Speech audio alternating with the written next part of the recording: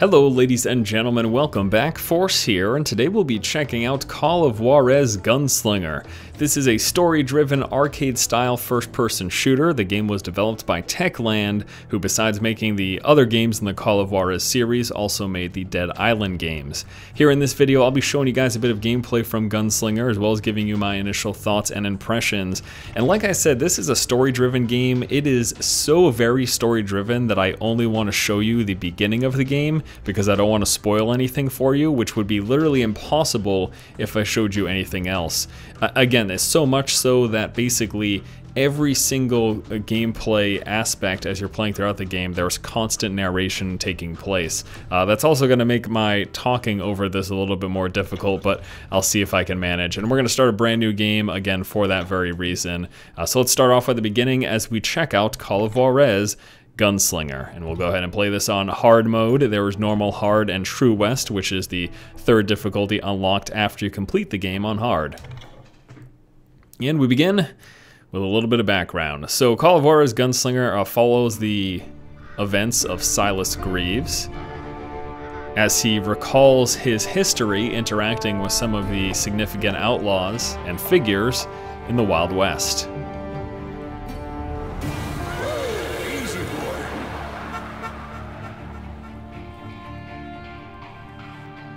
Here he is, just stepping into a saloon. The Bull's Head Saloon, to be exact.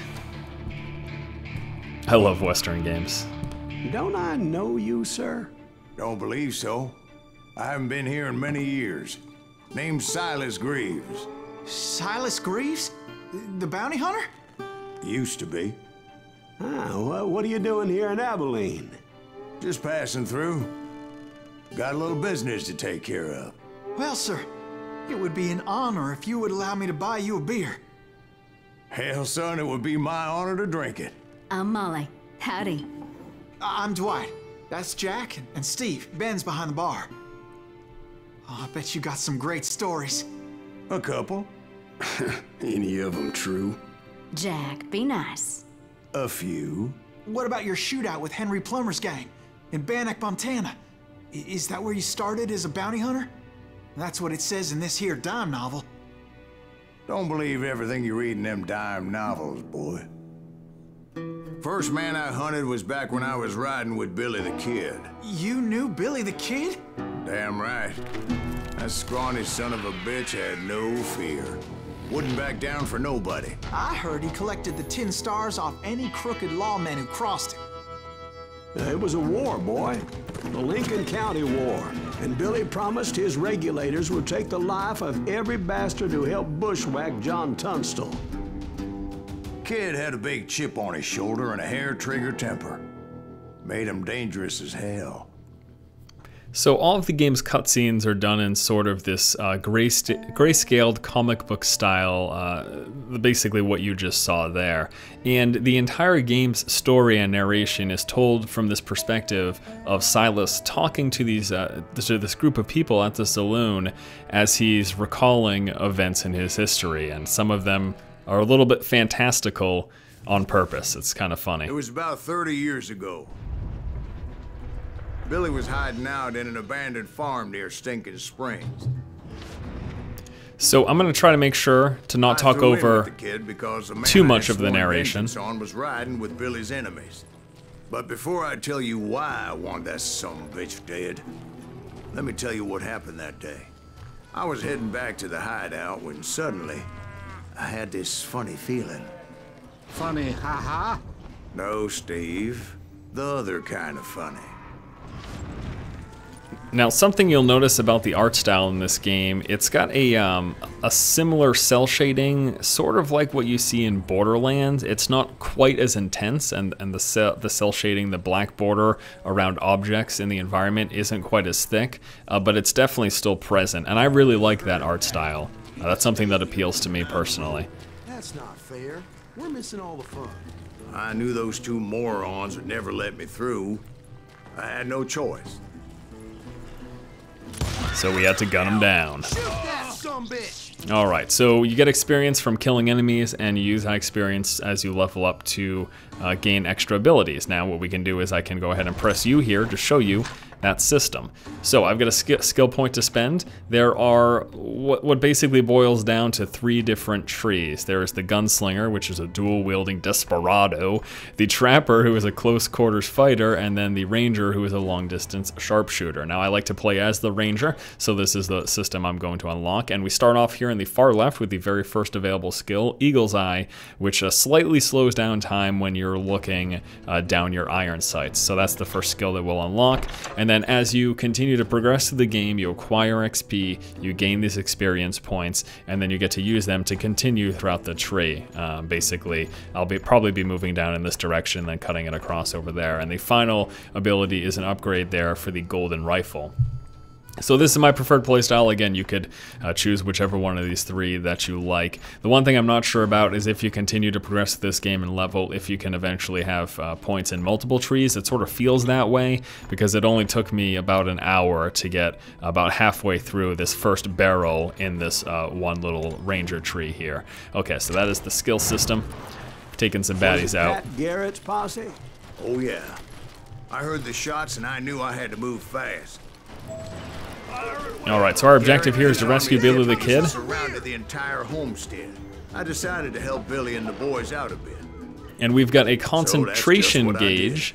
The concentration gauge is filled in combat, and then you can use it at any given time. You don't need to wait till it's completely filled, but you'll get the most use once it is completely filled. You use it by hitting Q, and this slows down time, highlights the enemies, and allows you to get some nice combos going to get some extra bonus experience. So we're going to hit Q here to enter concentration, and then we can get a few shots off. The goal, of course, is to hit your enemies when you're doing that. That's sort of a As the governor of New Mexico, good idea. Garrett was able to hire every gun hand in Lincoln County. Okay, there we go. Got a long shot there. So the way this game is arcade style is that there is a sort of a combo system, not a combo system, but a multiplier system. That's the word that I'm looking for. So what's going to happen is when you chain kills together, and when you do things like get headshots, or even shooting chickens or pumpkins or things of that nature, you're able to see. So I can get extra bonus points from that to add to a multiplier to get more experience faster, which will in turn allow me to level up faster. Okay, so we're gonna go over this way, sneak around these guys, get some shots from behind them. Garrett's men were running around like a bunch of chickens with their heads cut off. And headshots are going to reward more points than body shots. You also get special points for getting shots from long range. Still, one of them reached the water tower. And here is the lethal shot avoider through the sense of death. Now, when the sense of death is fully charged, and this is something that just refills after you use it over a certain amount of time, you're able to avoid a lethal shot, something that would otherwise kill you. And you do this by using A and D to move left or right depending on where the bullet is. So in this situation, the bullet is leading to my right, so I want to hit A to dodge to the left. So we'll do that there, we dodge the shot, and that stops us from dying. Now if you keep an eye on that upper right gauge there, you'll notice that that is slowly recharging. And then once that is full again, we'll be able to use that sense of death perk as well. And this is something that you just start the game off with. This isn't anything special that I unlocked or anything like that. Garrett hired weren't the sharpest tools in the shed. Alright, no one here, so we're gonna go ahead and climb this up to the water tower to get a nice position is very important. Position. Personally, I prefer to be on top. Oh, you do? And there's Silas Indeed, darling. hitting on the where was I? lady bartender or whatever she is. A lot of them were saddle tramps or sod busters or drunken drifters looking to make a few bucks.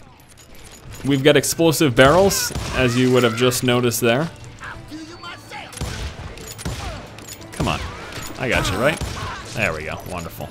So again, only 50 points for a regular body shot. I heard a friendly voice yelling at me from the window. Back door! We'll cover you! Watch your flank! Harder to get headshots from a distance, but not impossible.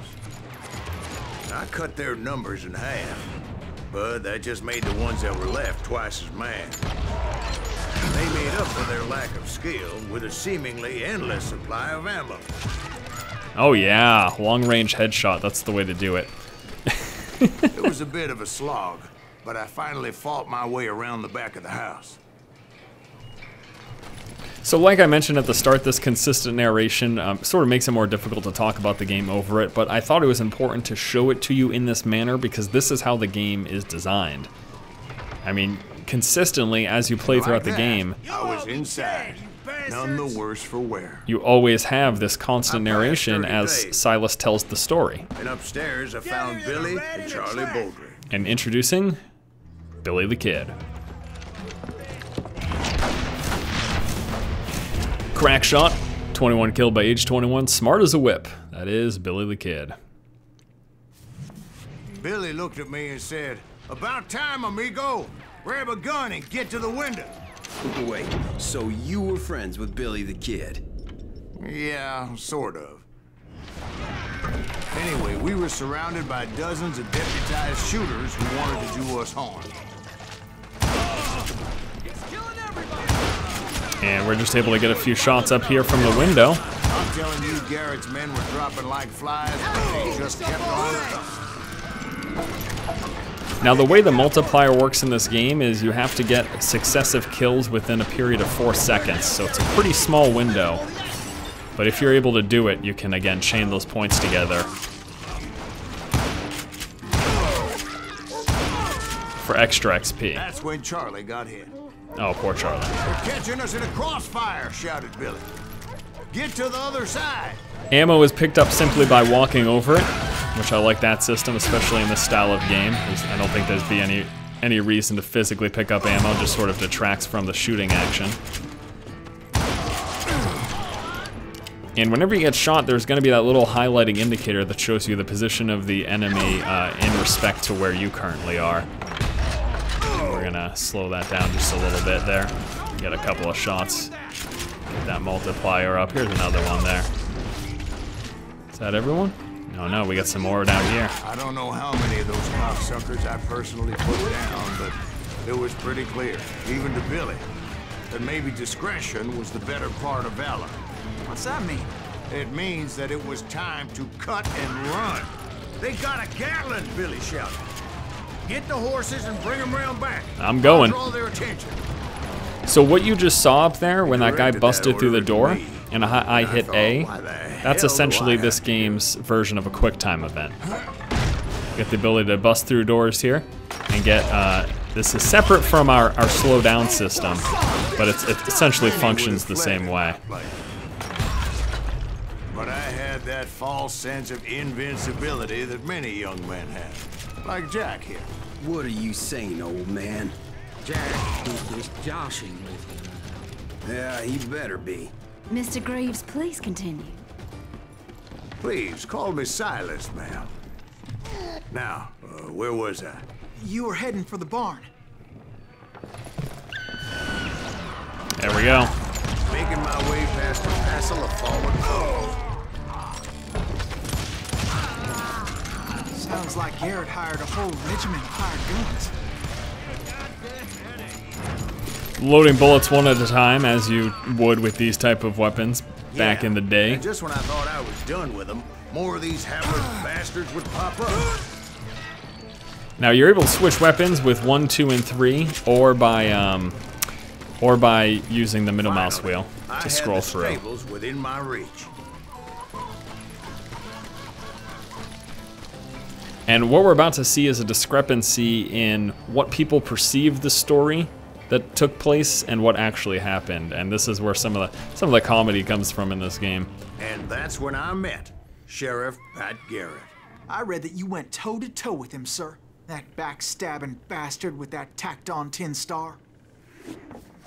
So here's what people think happened. And this will be introducing the showdown system, or the duel system.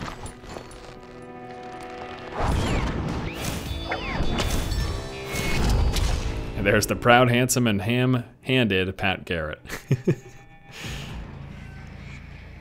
So here's the dueling system, or at least one aspect of it. You read that in a dime novel?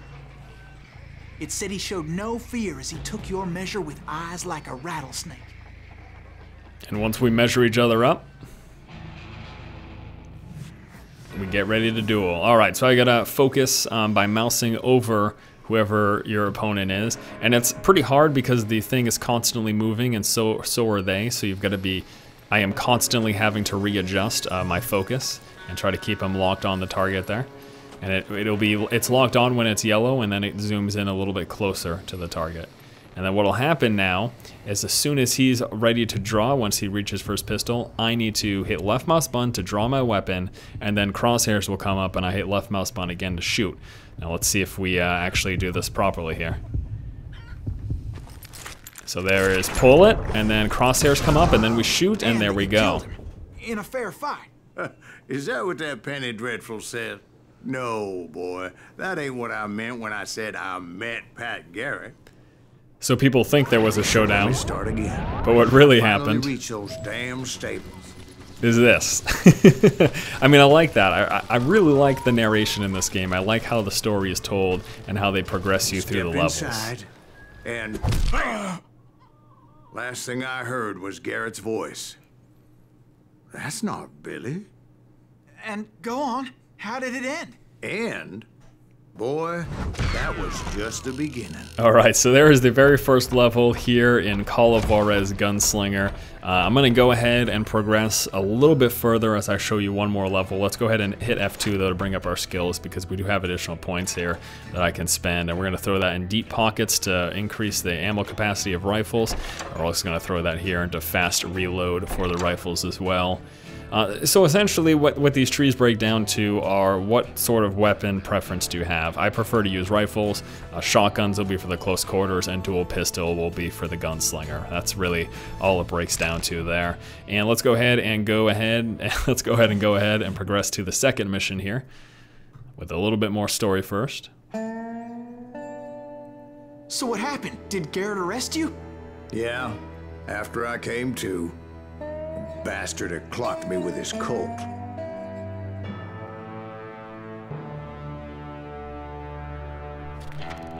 And the kid surrendered? When he realized there was no getting out of there alive.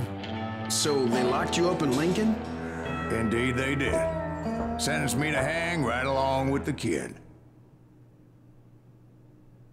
So if you guys are wondering what I think about this game, I really, really like it. I think especially being a budget title, this is really, really good, and it's not just because of my love for Western games. I just think they've done a fantastic job, and I must say this far and away blows my expectations of this game out of the water. It's a lot better. The gunplay is really smooth and really, really enjoyable, and it's a lot better than I thought it was going to be. That I was only riding with Billy so I could find the bastard I was after. Here we are in Lincoln Jail, April 28, 1881, 4 months after the arrest of Silas Greaves. It was the John Kinney's gang, and they were sworn enemies of Billy's regulators. Why were you after him? I owed that son of a bitch a bullet for what he had done to me and mine. Instead, all I got for myself was a goddamn death sentence. Now, as you've seen in the first level, it progresses. Right around then that I heard Billy make his move. That this is a very linear game. Bill and a few other guards as he made his getaway. There's really no openness Later, to be had wrote whatsoever. That some lady friend planted a pistol for him in the privy. But that's fine. I mean, what the papers didn't say is that Billy helped me escape too. This isn't the type of game that needs to be open world, and it wouldn't really make so much sense given how story driven it is and how story driven you've seen it be so far. Was finding a firearm.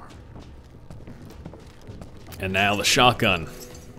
Luckily, I located Deputy Bob Ollinger's mean-ass shotgun. Specifically, Deputy Bob's mean-ass shotgun. And again, using the comic book art style to introduce things here. Loud as thunder can cut a man clean in half. Bob Ollinger's shotgun. That's a nice gun to have, I'd say. I saw Billy through the window, and he yelled that I should take to the rooftops to make my escape. So I did. Alright, so I'm going to show you just a little bit more gameplay here before we go ahead and show you the additional modes. That gun was like a double-barreled howitzer. It could blow a man clear off his feet. You hardly had to aim the damn thing. That's true. Guards were everywhere looking for him. And again, part of the storytelling sort of fabrication, what you're about to see here. Boards just appearing out of nowhere. I followed the planks where I could, but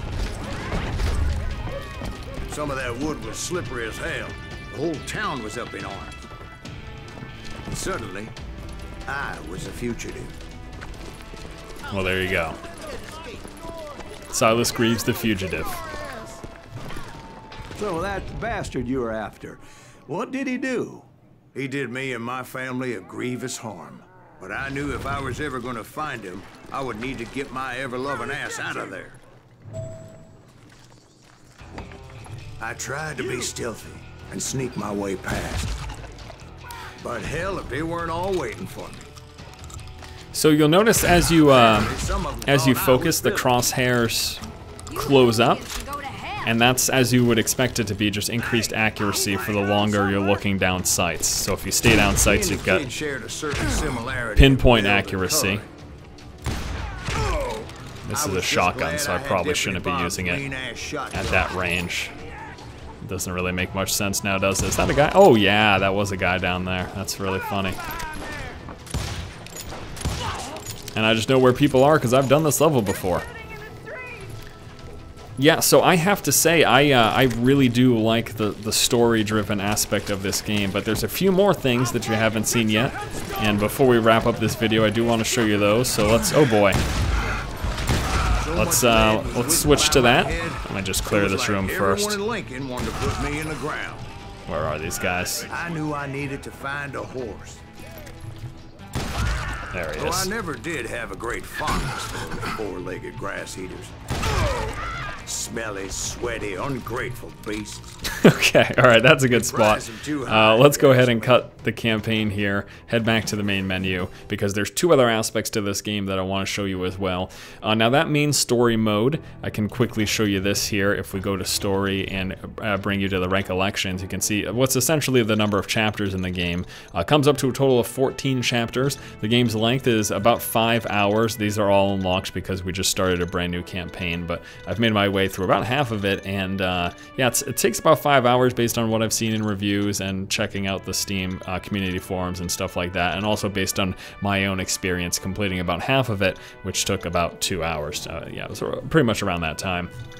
But besides the story mode, there is also an arcade mode, which is all about racking up a score. Now it takes place in the same general locations, although a little bit altered, and it's all about trying to rack up as high a score as possible.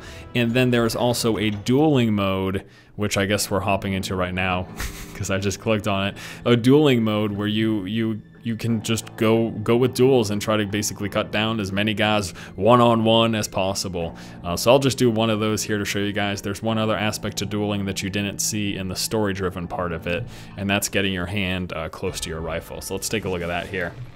So I got a mouse over, but I also use A and D to adjust my hand and get it as close to my rifle as possible. Again, that is also always shifting, so I've got to be constantly looking not only at keeping my focus on target, but keeping my hand right above my pistol, which I am tapping A right now to get it close as possible. And then as soon as he draws...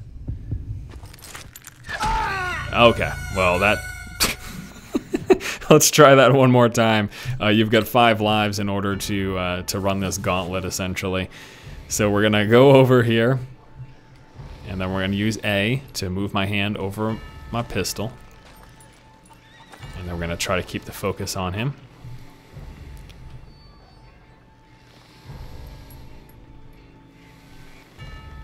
Come on, come on, come on.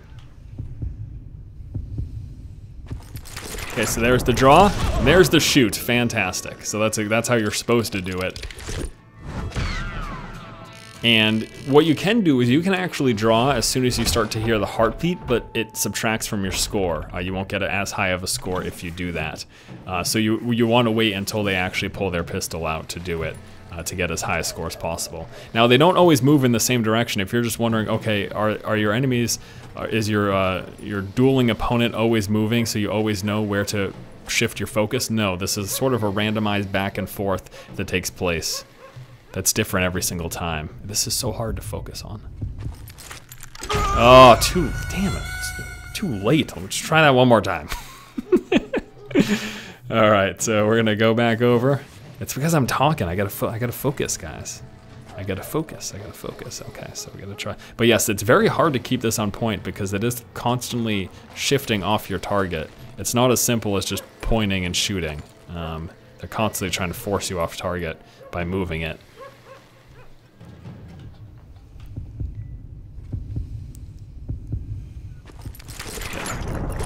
Yes, all right, so there you go. I think you've got the idea. You're just gonna be presented with more and more opponents, and with this, just like with the arcade mode, you're gonna be trying to rack up as high scores as possible, and there's leaderboards and things of that nature. Let's go ahead and leave this though. Different opponents every single time. I also don't want to spoil, because these represent the main opponents in the main storyline, so I don't want to spoil that either for you guys. And we're going to wrap up this video just by taking a look at the arcade mode here, which is the third and final mode available in this game. And it's arcade. Now, it's using a separate system. There are still the three, I guess, class types, if you want to call them, or tech trees, or specialties, but you get to choose at the beginning of arcade mode which one of them you want to play as. So, in the main story, I was playing primarily as the long range, the ranger. You can again choose here the gunslinger or the trapper, and then in arcade mode, there's a separate sort of level up system, if you will. So why don't we do the trapper, which is the close range guy, and yeah, that sounds good to me. So we're gonna go in, and it's just rack up a high score as possible. Try to chain kills together. You've got 4 seconds to chain a kill to keep a multiplier going. Actually, you know, I feel like this particular guy isn't the best for this mode because I've got to constantly reload with the double barrel shotgun. But yeah, just more guys to shoot, you know. Same general setting as the main part of the story, but it's still different enough. And it's sort of a different layout, a different setup. But there you go. You're able to spam R to get a fast reload, as opposed to a slower reload. The faster you hit R, the quicker that reload's gonna happen, essentially. That's how that works. And I guess this is pretty much, you guys know now what this game is all about. I've got to say, I'm really, really pleasantly surprised. This game turned out to be a lot better than I expected. And not that I expected it to be bad, but I didn't expect it to be as good as it is. I think especially as a budget title, for only $15, this is a really good buy. And even though the main campaign's only 5 hours in length, it's only $15 repeated. And it's got this arcade mode, plus it's got that duel mode. I haven't seen anything that looks like there's a multiplayer. That would have been nice, but still, $15 for a 5-hour single-player experience with all the replayability that an arcade mode and a duel mode adds to the equation. I think this is well worth the purchase price. So, Call of Juarez Gunslinger is going to get my thumbs up, my seal of approval, if you will. And that'll do it for this video. Thank you guys so much for watching. Once again, this has been Force checking out Call of Juarez Gunslinger. If you like the content, please subscribe. And as always, keep watching and keep owning. Oh, come on. There we go.